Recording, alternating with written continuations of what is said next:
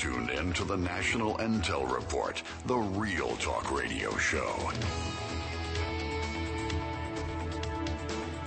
It's always my favorite time of the month. That sounded kind of odd, didn't it? I have this man on for one Tuesday a month. One of these days, I'm going to twist his arm into maybe doing a whole hour with me once a month, because you just can't. Once you get rolling with this guy, I got to cut it off. He's a busy man. I know. Gerald Celente, buongiorno, my friend. Ah, buongiorno. How you doing? I'm doing fine. I'm glad I'm okay, you're okay, but the rest of the planet is going to hell in a handbasket. It's so discouraging to see what's going on. And, when I watch the presidential reality show, this is adolescent fare, and it's worldwide, whether it's listening to Angela Merkel, Benjamin Netanyahu, Barack Obama, Ryan, Romney, and Biden. How could adults listen to these people? It's just beyond me that people actually believe these freaks. These same people, as I always say, that you couldn't stand in high school and college, that wanted to be class president and head of the student council. And no one could make that point better than Paul Ryan, who his classmates, obviously having more sense than adults in high school, voted him the brown noser of the year. And I'm not making that up. What a tag. You know the only difference between a craphead and a brown noser, don't you, Gerald? Depth perception. That's about it. That's about it. That's about it. Hey, look, I wanted to bring something up to you because I had just covered this prior to you coming on the air, and what it reminded me of was your little go-around with MF Global. I don't know if you were aware of this or not. I'm sure you were, but this court ruling came out of a 2007 case of a failed Chicago-based futures brokerage firm, Sentinel Management Group. And, of course, that was just a Ponzi scheme of many out there, but this little Ponzi scheme was upwards to $600 million of what they called segregated customer funds that got tied up in a bankruptcy awaiting determination of whether those segregated funds will be used to pay off a secured position. The secured position, they owe $312 million on a loan. What they're saying here is your pension funds are not safe.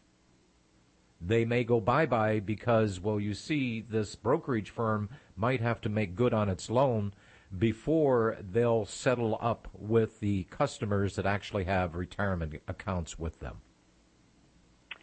I've made this really clear as someone that was burnt by MF Global and John Corzine robbing the money out of my segregated accounts.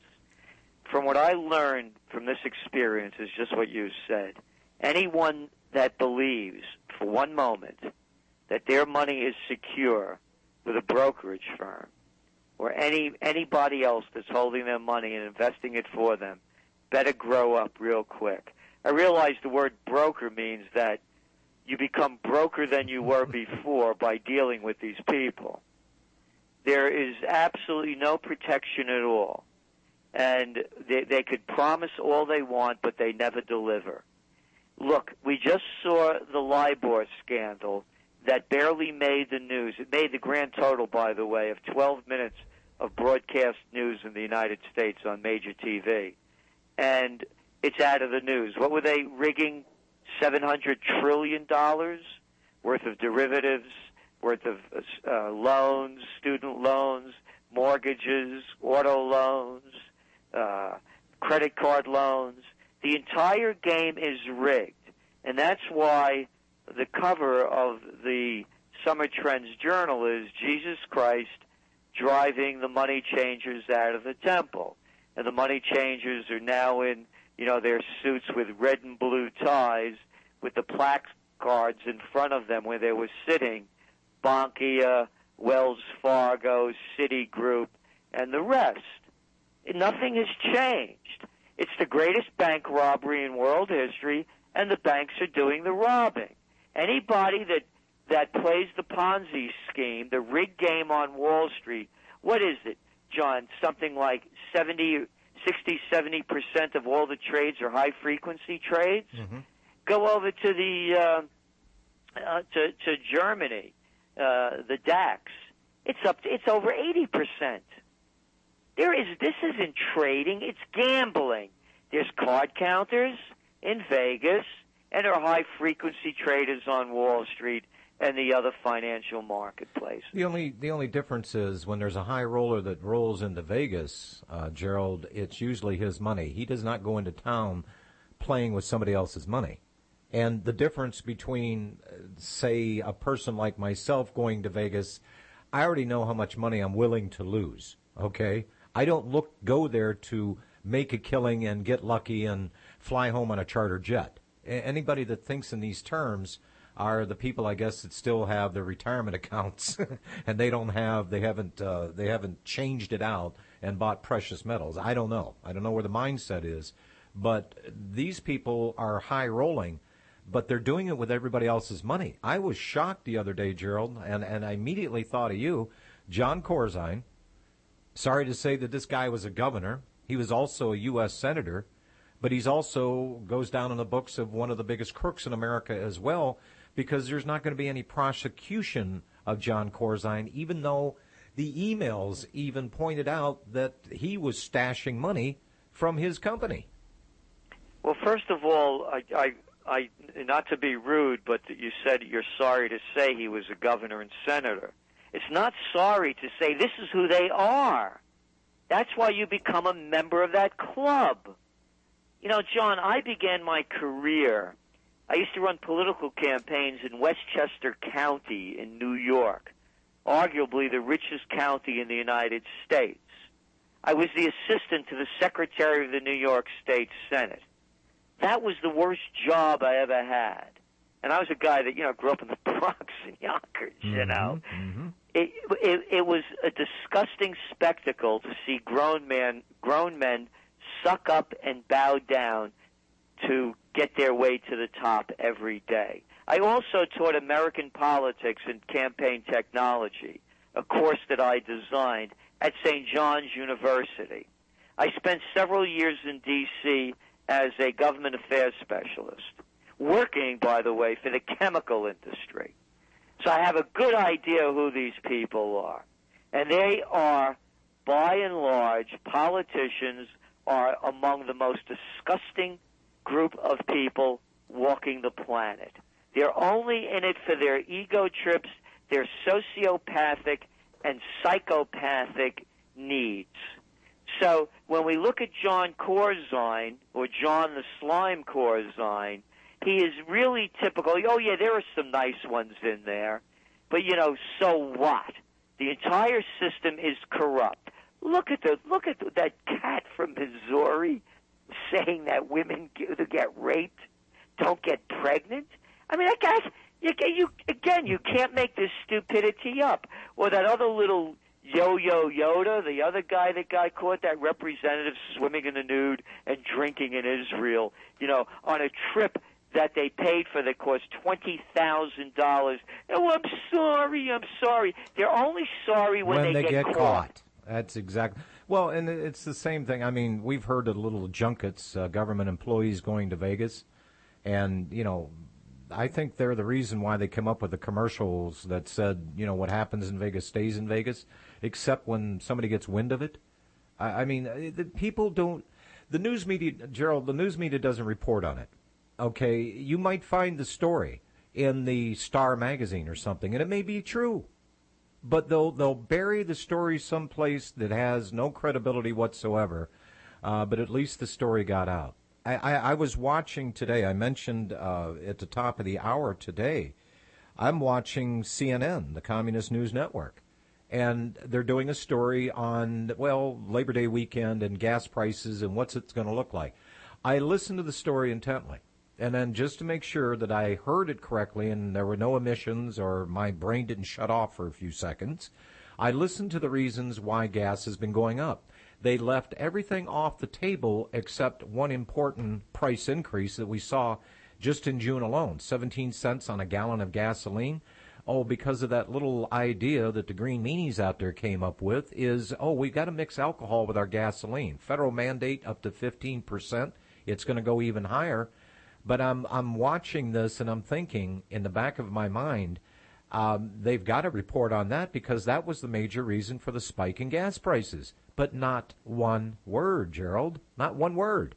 Not one word, and also about and it's a perfect point. The drought conditions, of course, are driving up the price of corn, right? To record highs, and as you point out, because of the mandate, it is now 40% of the corn crop is going into ethanol. That's right.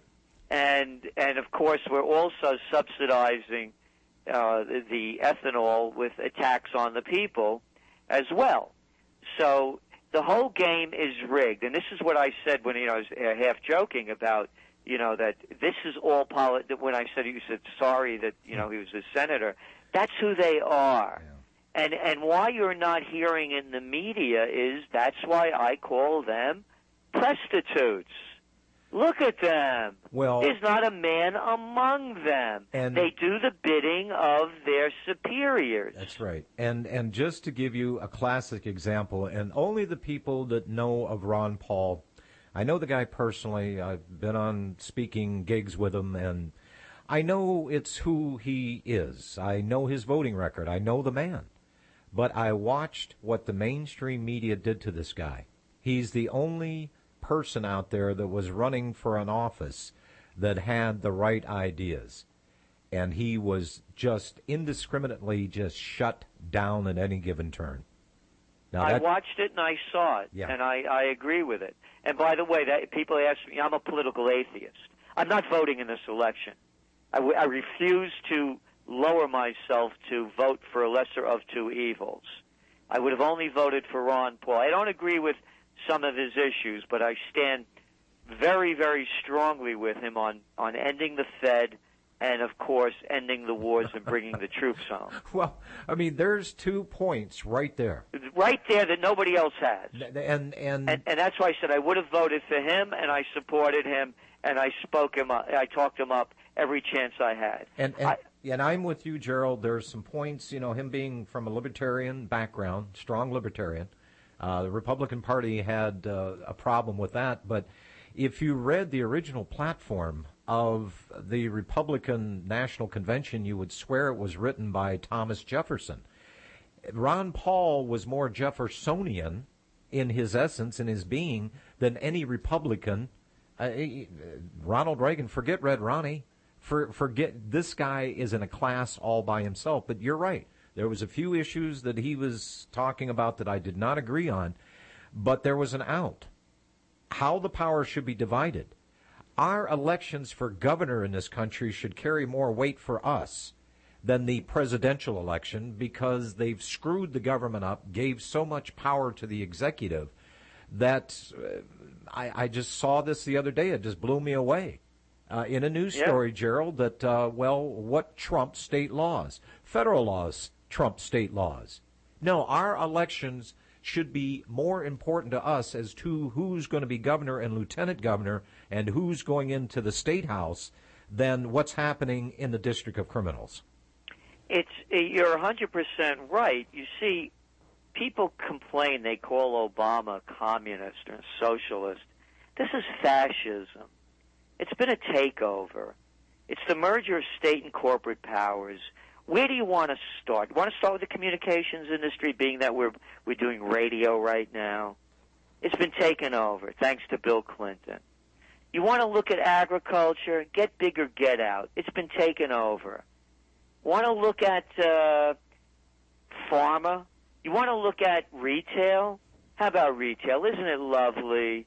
Isn't it lovely that Walmarts and Targets and Macy's has put all the entrepreneurs out of business?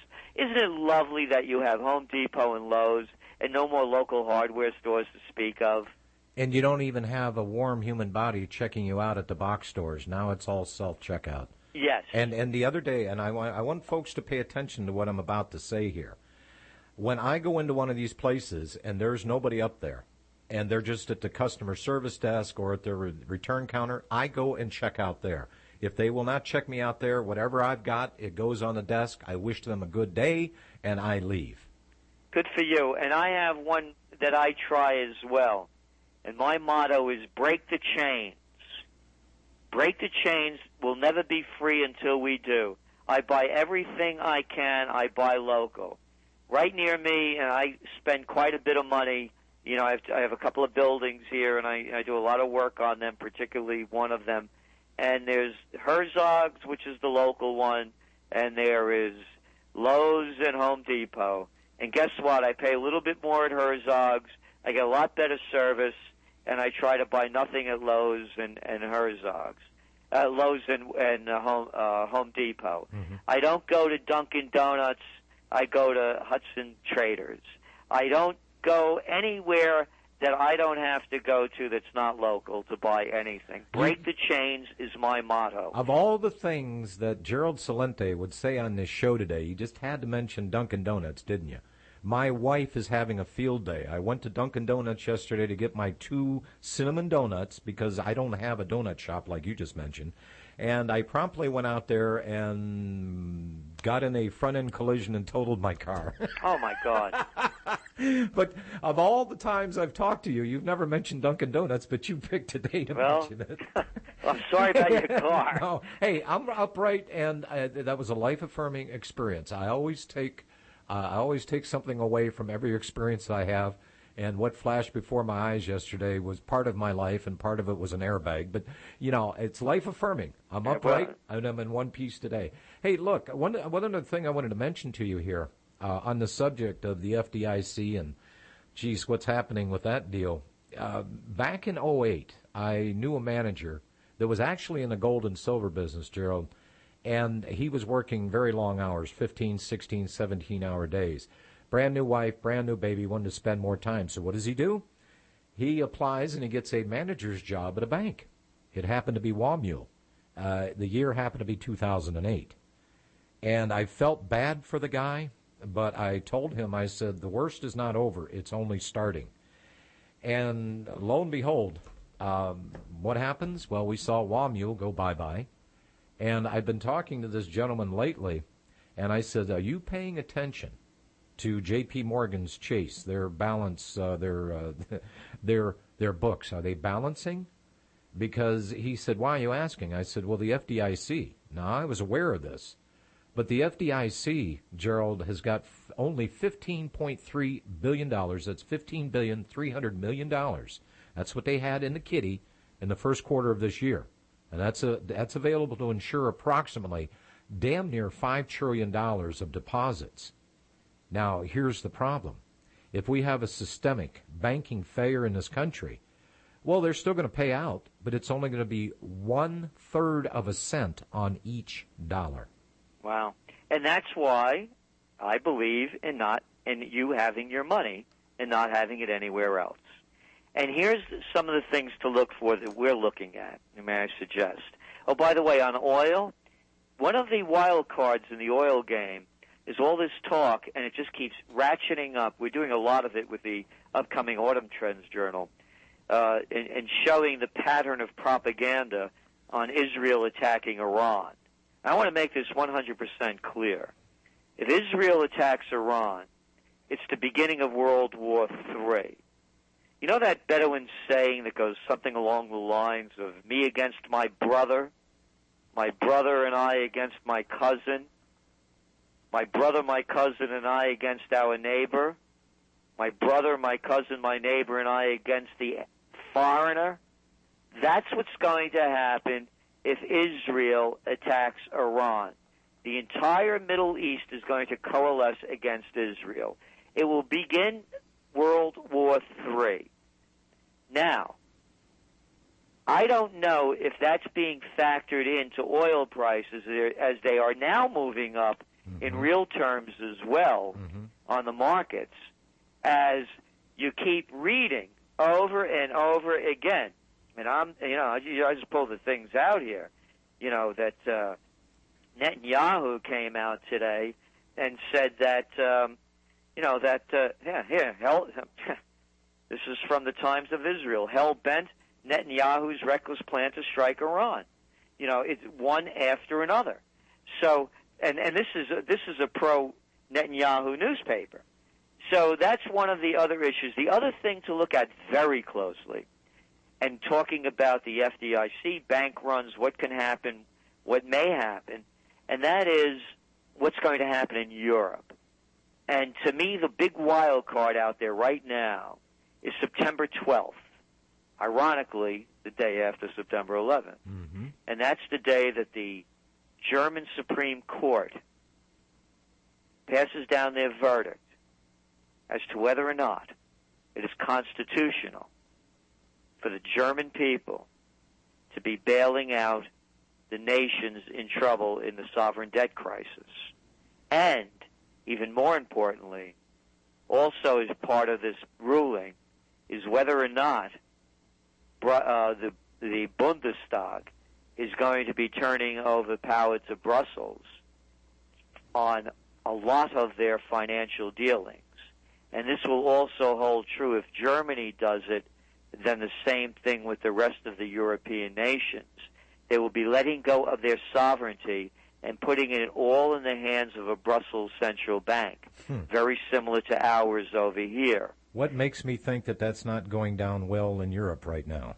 Exactly. But here's, if I were to bet on it, I will bet that the lobbying pressure and the political pressure being put on the Supreme Court is enormous right now. Because if they vote that it's against the Constitution, which it clearly is, and you don't have to be a judge to figure it out, that'll be the death of the euro within weeks, if not days. So in any event, I would suggest to everyone that September 12th should be a day to pay plenty of attention to, and a day where I would suggest that you know where your money is, because if you don't have it, it could go anywhere. This could be we're reading the reports, as I'm sure you are, John, about coming out of Finland, about coming from other countries, about them be preparing to go on their own currency if the euro crisis worsens and the euro ends. And to put this into perspective, the euro in real terms is only 10 years old, and it's under this pressure already. Who in their right mind thinks it's going to withstand more pressure in the future?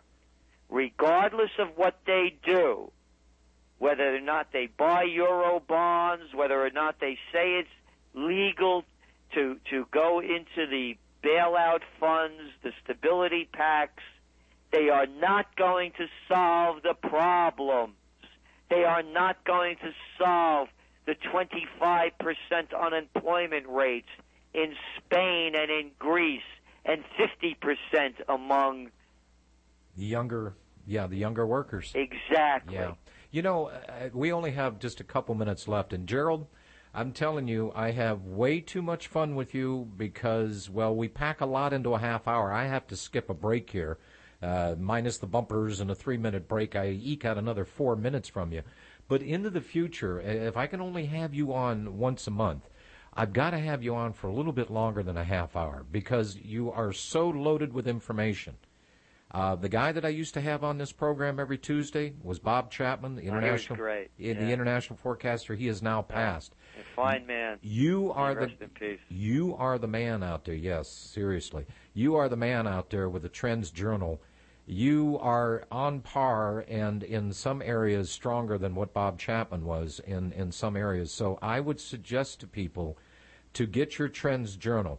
Do you have any kind of introductory offer or newsletter special or anything going on right now? Well, what we do is we have a discount. First of all, there's a 30-day money-back guarantee. Mm-hmm. If you don't like it, you get your money back. Right. You get all the back issues. You get it all for free. And what we do is we understand that people are having difficult times. And it's only $99 for a year. Plus, I do Trends in the News features every day, 5 days a week. Mm-hmm. So they log on and they get, then we have Trends I View, mini documentaries. You get a whole lot for your $99. And we have a discount request page. So if you can't afford the full price, just let us know. No secret information. We're not interested in your personal information. Just tell us briefly why we should give you a discount, what you think you could afford, and we do our best to meet it. Because we want everyone to be prepared. And I will talk to my staff about arranging more time once a month so we could flesh out more issues thoroughly. What a perfect timing here. We are at the end of this half hour, Gerald, and it's like I just started 2 minutes ago. Well, thank you so much, and all the best. All right, you too, sir. Thank you Bye-bye. very much. Bye-bye now.